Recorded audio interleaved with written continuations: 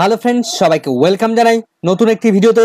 এই মুহূর্তে যে আপডেটটি দিকে আমরা নজর রাখবো সেটি হচ্ছে প্রাথমিক নিয়োগে ক্যান্ডিডেটদের ব্রেকআপ মার্কস প্রকাশের নির্দেশ হাইকোর্টের, সেই সঙ্গে কাট অফ মার্কস প্রকাশেরও নির্দেশ।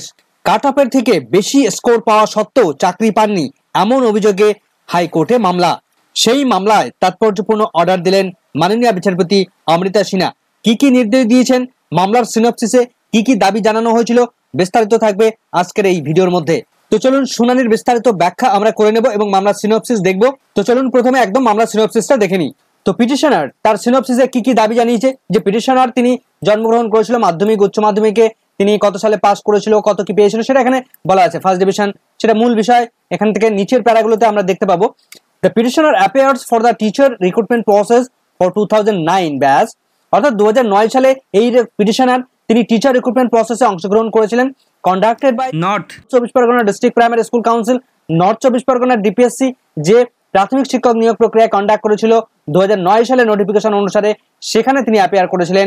এবং সেখানে বলা হচ্ছে 20/2/2011 সালে যে পরীক্ষা নিয়েছিল সেখানে তিনি অ্যাপিয়ার করেছিলেন এবং সেকেন্ড টাইম তিনি আবারও পরীক্ষায় বসেছিলেন 26/8/2012 সালে যে পরীক্ষা নিয়েছিল নর্থ 24 পরগনা ডিপিএসসি, সেখানেও তিনি অ্যাপিয়ার করেছিলেন। The petitioners appear for the aptitude test and interview on 18/11/2014, অর্থাৎ এই পিটিশনার তিনি 18 নভেম্বর 2014 তারিখে তিনি ইন্টারভিউ কল লেটার পান এবং ইন্টারভিউ এই তারিখে অ্যাপিয়ার করেন, অর্থাৎ অ্যাপটিটিউড টেস্ট এবং ইন্টারভিউ দিয়েছিলেন। The council released the first panel of the appointees sometime in February 2021 সালে এসে ফার্স্ট প্যানেল প্রকাশ করে এই অ্যাপয়েন্টির, and the second panel on 20/7/2022 সালে এসে গিয়ে সেকেন্ড প্যানেল তারা পাবলিশ করে। and the name of the petitioner did not find a place therein, কিন্তু এই মামলার পিটিশনার তিনি কোনো প্যানেলেই তার নাম তিনি দেখতে পাননি বা প্লেস পাননি তিনি, অর্থাৎ মূল কথা হচ্ছে চাকরি পাননি। The petitioner submits a representation on 16/8/2022 সালে on the chairman of the council requesting the authority of the consider issuing her a appointment letter, তিনি 16/8/2022 তারিখে চেয়ারম্যানকে একটি অ্যাপ্লিকেশন করেন যে তার ভালো মার্কস থাকার কারণে তাকে যেন অ্যাপয়েন্টমেন্ট দেওয়া হয়। The petitioner thereafter sought specific information on 22/8/2022 তারিখে by the filing an application under RTI Act 2005 এর তিনি একটা RTI করেছিলেন as desired by state public information officer of the council, handed over to the nodal official a copy of admit card of the recruitment examination held on 26/8/2012, এই তারিখে যে পরীক্ষা হয়েছিল তার একটা অ্যাডমিট কার্ড তিনি দাবি জানিয়েছেন RTI করে।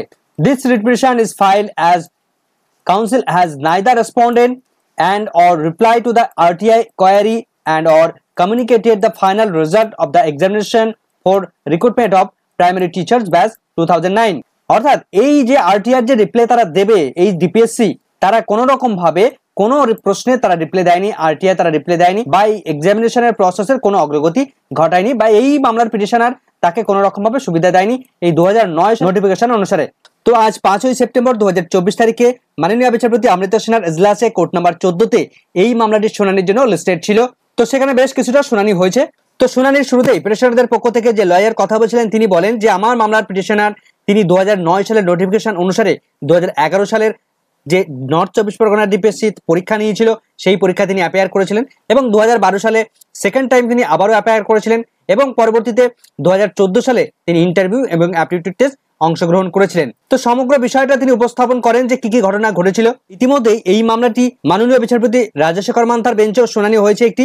তো ডিপিএসসির পক্ষ থেকে তিনি এরপর কথা বলা শুরু করেন। তিনি বলেন RTI রিপ্লাই কপি দেখে তিনি জানান যে ডিপিএসসি তারা যথার্থ ইনফরমেশন প্রোভাইড করেছে। তো মাননীয় বিচারপতি তখন তিনি প্রশ্ন করেন যে হোয়ার ইজ ইনফরমেশন, আপনারা কোথায় ইনফরমেশন প্রোভাইড করেছেন, show me the information. DPSC lawyer বলেন যে মাননীয় বিচারপতি রাজশেখর মান্থা তিনি একটা কাট অফ ডেট নির্ধারণ করে দিয়েছিলেন যে 24 এপ্রিল 2024 তারিখের পূর্বে যারা মামলা করেছিল 2009 সালের রিক্রুটমেন্ট প্রসেসে একমাত্র তারাই সুযোগ সুবিধা পাবেন, এর পরে যারা মামলা করবেন তারা কোনো রকম ভাবে সুযোগ পাবেন না। তো মাননীয় বিচারপতি তখন তিনি প্রশ্ন করেন যে এই মামলার পিটিশনার তো এই মামলার রিট পিটিশন তো কাট অফ ডেটের মধ্যেই পড়ছে তাহলে, কেননা এই রিট পিটিশনটা 2023 সালে এসে করা হয়েছে। তা বিচারপতি বলেন যে এটা তো 2023 সালের রিট পিটিশন, তাহলে আপনারা কেন কনসিডার করেননি? তো ডিপিএসসি লয়ার বলেন my lord merit list already prepare. তো বিচারপতি বলেন মেরিট লিস্ট প্রিপেয়ার হোক, যে ক্যান্ডিডেট অ্যাকচুয়াল মেরিট রয়েছে তাকে আপনারা কনসিডার করবেন না?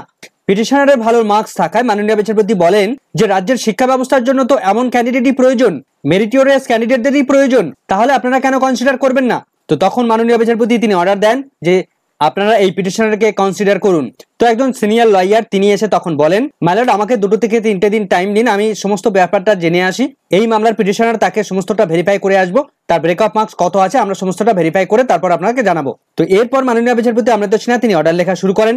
তো অর্ডারের মধ্যে মাননীয় বিচারপতি রাজাশেখর মান্থা তিনি যে অর্ডার দিয়েছেন তার রেফারেন্স টানা হয়েছে। কাকুলি মণ্ডলের 2024 এপ্রিল তারিখে যে কাট অফ বেঁধে দিয়েছিলেন সেই কাট অফ সেই মামলার রেফারেন্সটাকে তিনি টেনে নিয়ে এলেন, যে সেখানে নির্দেশ দিয়েছিলেন যে মাননীয় বিচারপতি রাজাশেখর মান্থা যে এই ডেটের পূর্বে যে সমস্ত ক্যান্ডিডেটরা 2009 সালে রিক্রুটমেন্ট প্রসেসে এতদিন পর্যন্ত মামলা করে আছে বা রিট পিটিশনের মধ্যে আছে তাদেরকে সমস্তটা ইন্টারভিউ প্রসেসে ডেকে তাদের মেরিট লিস্ট প্রিপেয়ার করার নির্দেশ দিয়েছিলেন। তো ঠিক একইভাবে এই মামলার পিটিশনারকে কনসিডার করতে বললেন, সেখানে এক্সিস্টিং এবং ফিউচার ভ্যাকেন্সিতে রিক্রুটমেন্ট করার নির্দেশ মাননীয় বিচারপতি রাজাশেখর মান্থা দিয়েছিলেন। তো এর পরেই মাননীয় বিচারপতি অমৃতা সিনহা তিনি মূল অর্ডারটা দিলেন, ডিরেকশন দিলেন যে এই মামলার পিটিশনার তার অ্যাকচুয়াল ব্রেকআপ মার্কস কত রয়েছে, তিনি কিসে কত মার্কস পেয়েছেন তার টোটালটা ডিসক্লোজ করার নির্দেশ তিনি দিলেন। এবং সেই সঙ্গে এই মামলার পিটিশনার যে ক্যাটাগরিতে বিলং করছেন সেই ক্যাটাগরির কাট অফ মার্কস প্রকাশের নির্দেশ দিলেন। তো এই মামলার পরবর্তী শুনানির ডেট 18 তারিখ রয়েছে, 18 সেপ্টেম্বর। এই মামলাটির ঠিক পরেই আবারও আরেকটি সেম মামলা ছিল, তবে সেই মামলার সামান্যতম ডিফারেন্স রয়েছে। সেকেন্ড মামলাটিতে মামলার পিটিশনার তিনি কাট অফ মার্কস আরটিআই করে পেয়েছিলেন, অর্থাৎ এই 2009 সালের রিক্রুটমেন্ট প্রসেসে যে ক্যান্ডিডেট তার টোটাল স্কোর পয়েন্ট ছিল 24 দশমিক সামথিং, কিন্তু সেই রিক্রুটমেন্ট প্রসেসের লাস্ট কাট অফ ছিল 11 পয়েন্ট সামথিং, তার ফলে অনেকটা বেশি মার্কস থাকা সত্ত্বেও তিনি চাকরি পাননি। সেকেন্ড মামলাটিতেও তিনি একই রকম ভাবে নির্দেশ দিলেন যে এই মামলার পিটিশনার যিনি তার একই রকম ভাবে তার ব্রেকআপ মার্কস প্রকাশ করার নির্দেশ দিলেন, অর্থাৎ নর্থ 24 পরগনার ডিপিএসসি কে তাদেরকে জানাতে হবে যে এই মামলার পিটিশনার তিনি কত ব্রেকআপ মার্কস পেয়েছেন, কিসে কত মার্কস পেয়েছেন, এবং সেই সঙ্গে লাস্ট এসসি ক্যাটাগরিতে এই পিটিশনার যেহেতু এসসি ক্যাটাগরিতে লাস্ট কাট অফ কত নেমেছিল সেই কাট অফও তাদেরকে প্রকাশ করতে হবে বা জানাতে হবে। তো এই মামলাটিও পরবর্তীতে 18 সেপ্টেম্বর 2024 তারিখে লিস্টেড করে দেওয়া হয়েছে। তো দেখা যাক পরবর্তীতে কি কি আপডেট উঠে আসে, সেদিকে আমাদের নজর থাকবে। আপাতত এই ভিডিওটা এখানেই শেষ করছি। ভিডিওটা সম্পূর্ণ দেখার জন্য সকলকে ধন্যবাদ।